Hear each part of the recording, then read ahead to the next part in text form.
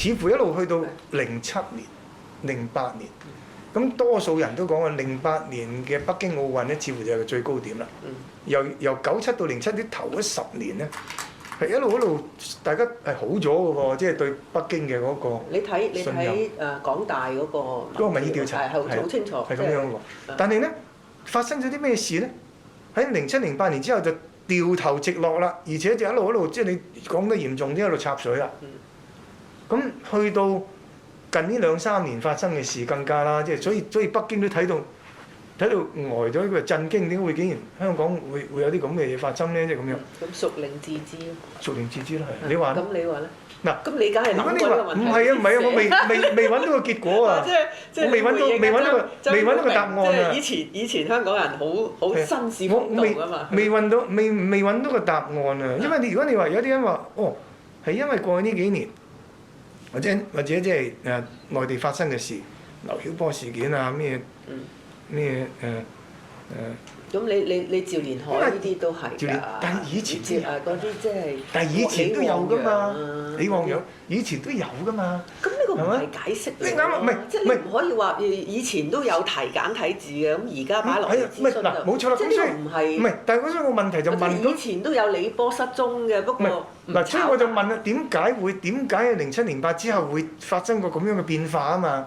所以如果你淨係舉呢啲例子咧，咁我就話以前都有嘅喎，咁點解唔係一路都係？但係你覺唔覺得應該翻轉頭講，就係話即係本來咧最初設計一國兩制啊、基本法啊嘅時候，諗住咧係10年就係真普選啊，落實普選。嗰陣時唔講真啦，嗰陣時講普選啦，即係你哋嗰陣時貴黨嚇嗰個政綱都係講07年話普選，但係一次嚇，即係真係即係，所以呢個可能同你頭先講啊，點解07、08之後就插水咧？就係人哋覺得喂，你講嘅嘢唔對現喎，你本來話俾佢聽10年，咁我哋就落實港人治港，而家你唔係喎，你又推下，咁好多嘢你呃過我一次，我都係已經好大戒心啦。再翻個第2次、第3次，唔係咁樣，呢個係咪即係一國兩制信心插水嘅原則？你話唔好辯論，但係呢樣嘢我唔能夠同意。你即係你話07、08咁啱，又係07、08，即係本來話普選㗎嘛。你寫基本法好、聯合聲明好，同埋中央政府公開嘅講法，任何正式文件都冇講過話07、08香港就行普選嘅。不過你基本上就寫就寫到07、08，咁我哋自己咁估計啊。係咯，咁呢個係一個咁呢個你只能咁講，係一個理解。唔能夠講話叫做默契。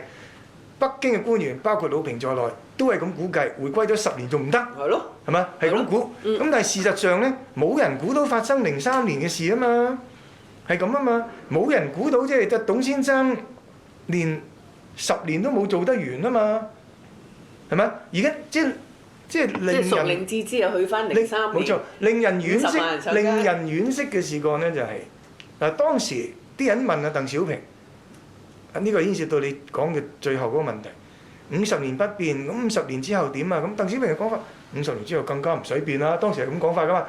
咁大多數人嘅理解咧，都覺得因為所謂不變就係香港嘅制度不變，香港嘅生活方式不變。